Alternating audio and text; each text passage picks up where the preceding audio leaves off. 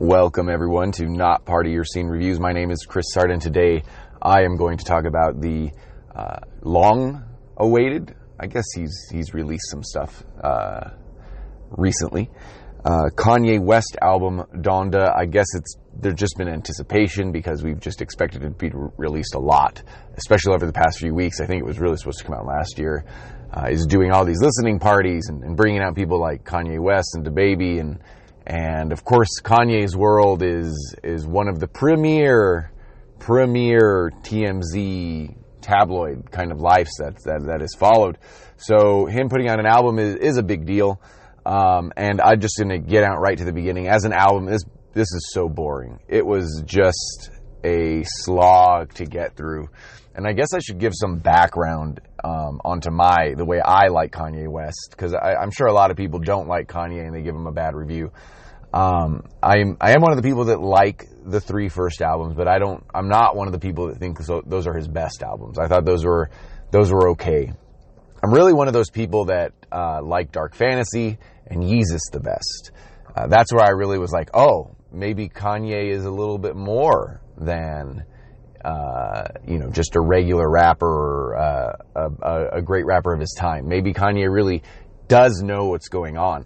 And I respect 808s, just not my style, and there's still a lot of influence on that here too. But the first three albums that a lot of people really lean on are the better just general rap albums. But Yeezus and Dark Fantasy to me transcended a lot, and didn't lean on what was happening in his 808 album. So that's where I am. And after Yeezus came out, I liked his little 7-track album. That was okay. I really, really liked, and I would put this album up with Yeezus and Dark Fantasy. I really like the split album he did with Kid Cudi. So enjoyed those. Pablo I didn't like. The Jesus is King albums I didn't really listen to. Either gospel-y, I don't like. I like a rap album, and it's a little bit harder for me to enjoy as much the trend now, which is the auto-tune and a lot more melody in what we're calling hip-hop. So that's where I'm coming from. And so when I listen to Donda, I expect some of the auto-tune stuff. I already know where I stand with Kanye. I guess I really expect a tight 7 like we had in the Kid Cudi album and even his solo album. But this took on a Drake style release. So that's why when I listened to it, I did something a little bit more special where I didn't even consider it an album. And I don't think Drake considers what he's doing an album. It's a package of songs. But the idea is that you're so famous. Kanye legitimately probably behind Drake, the second most covered rapper right now. And I'm not saying he's the most famous ever. Jay-Z's out there still. But right now, Kanye and Drake, right? And the idea is that I could probably think of a couple others. The idea is you release this album or this package of songs the way Drake does, and you put out 20, 30 songs. Like, they're giant albums. There's no way if these were being produced on CD or just for vinyl, like in the old days, that you would have that this many songs would be on the albums. And the idea is that they just get streams. They're so popular, they're just going to always get streams, right? So smart financially. And there are those of us that, since Drake and Kanye are so famous, you're going to listen to them all. I listened to all 27 of these tracks at least once. I probably listened to them at least twice, but it was hard.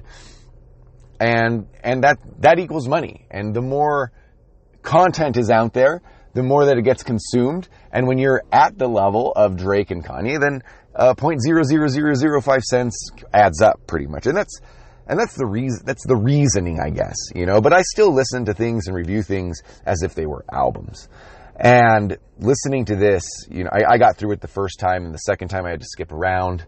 And then, as you'll see, I started just picking songs to talk about. I have to say that this music, the vast majority of this album, in quotes, Donda, isn't interesting from a dynamic point of view, like experimental. Like Yeezus was, right? You either hated or loved Yeezus, but you could talk about the weird beats and everything that was going on. And it's not even that interesting subtly. Like, there's not that much going on in a lot of the music in the background. A big chunk of this album is intro music. Like Jail and Jail 2, like a big chunk of it just feels like intros. There's nearly 27 tracks of what would be a good 1-minute intro on 27 different albums. And that's a big chunk of them, you know? So listen, I gave it one full listen. I sat through the whole thing when it first came out. And then on the second listen, I lost patience. I started skipping through it. I started listening to songs. I started trying to remember who was on features and things that he said that maybe got some news. And I ended up finding, you know, just going to Billboard and find, someone had like maybe it was Billboard.com, maybe it was one of the hip hop sites I go to, but finding like every Kanye song ranked. And I took those 5 and then I took Jail. And I don't remember what order they were or what happened. And I thought that was a pretty good mix. And I could tell you if this were the album, so the songs are Off the Grid, Jail, Part 1 and 2, that's 2 songs, Okay, Believe What I Say, Pure Soul, and Hurricane, I would have said that, okay, this album was a lot more palatable, but I still don't think it would have gone up there, even with his 7-song album.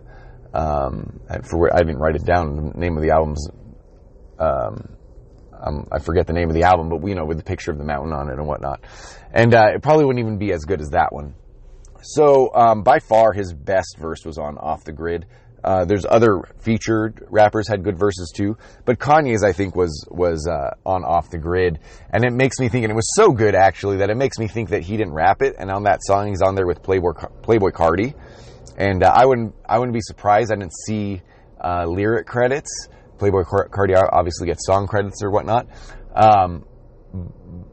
But I'm positive that Playboy Cardi wrote that verse for him, or someone else did, but I imagine it's Playboy Cardi. And it's a good verse, and it shows me that Kanye actually can rap. He just can't write raps. And that's always been a Kanye problem, even on the albums I like. I've never really thought of him as this great rapper. I've thought of him as this great producer, you know, who has a good voice, you know, as far as the sound of his voice, but no one's putting down as like one of the best pure rappers out there. And I think he knows that and everyone else does. But this one really worked, and it was pretty much the only verse or the only like section of bars that I really liked that Kanye did in this. And Playboy Cardi's verse was good too. So Off the Grid is maybe my favorite song on the album, and it was number 1 on that list, I think. You know, the album's just so filled with filler, you just get like frustrated and you don't like it that much. Even though Off the Grid might be my favorite song on the album, it's not in the top 10 Kanye songs, and I'm not a huge Kanye fan, right? I told you the Kanye albums I like. Then Jail Part 1 and 2, man, the beginning of this is an example of what I was saying earlier, that so much of this album is just pointless intro, just hard to listen to, boring ass intros and outros sort of styles. And that's what it is for 3 minutes. And then there's a cool Jay-Z verse, right? So, and it's a cool Jay-Z verse. You notice it's Jay-Z. It catches your ear because Jay-Z's a distinctive voice, but still not in Jay-Z's top 50 bars ever. Like, not in Jay-Z's top 50 verses ever. Probably not in Jay-Z's top 50 features ever. And take out his own albums, there's probably another 40 better, at least, Jay-Z features than this song. And Jail 2 is the same stuff. I mean, DaBaby's good on it. You know, I like the verse. It's fine. I mean, is Marilyn Manson in it? On Genius, it says that he's actually in this song, but I don't pick it up in that chorus. But it's just Jail Part 2 is just a bad reprise of a song that's only good because Jay-Z's on it. So reprise, like, I get it that it's Jail 2, but it's just really poor. So in Okay, there's some melody, and, you know, there are some modern fans that I think would like something like Pure Souls or Okay. And, you know, that's not for me. There's a real beat in it. 504 in, Lil Yachty, and Ruga's on it. I really only know Lil Yachty, though. You know, if the whole album was this, like sometimes Drake, you know, a lot of songs on a Drake album sound something like this, except Drake style, then I would be like, okay, it's not for me. I know a lot of people like this melodic auto-tune sort of hip-hop that's out now, but I don't, and I don't even think it's a very good song in that context either, to be honest.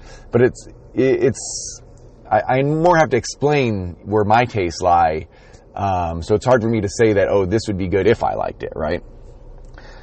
Believe What I Say, generic rapping, but at the same time, when I'm listening to Believe What I Say, I go, oh, this could be the single. This is something I could imagine hearing on the radio, or, do people listen to the radio anymore? I'm in a car where I'm renting a car right now because my car is in the shop, where I have XM radio, and I guess people would listen to that radio, right? I don't know. I've started flipping through, but it sounds like a single to me, but you know what? This is what most of the album is. So I've talked musically about the album, but a big chunk of the album is Kanye, like, explaining his TMZ situation to us through his, like, muffled words that don't make any sense. And this song is filled with that. Absolutely filled with it. And it's the best example of just Kanye whining sort of about himself.